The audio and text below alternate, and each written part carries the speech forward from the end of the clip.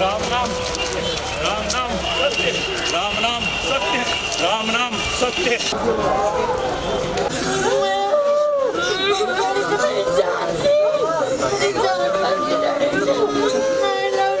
जिसने किया है वो इंसान नहीं हैवान है, और जिसने ये करवाया है वो इंसानियत नहीं है, वो हैवानियत है। कश्मीरियत जिसको कहते हैं उसके ऊपर ये एक बहुत बड़ी चपात है, बहुत बड़ी एक दुर्घटना है। पहचान एक एक आदमी की रखवाली, यानी यहाँ 130 करोड़ लोग हैं,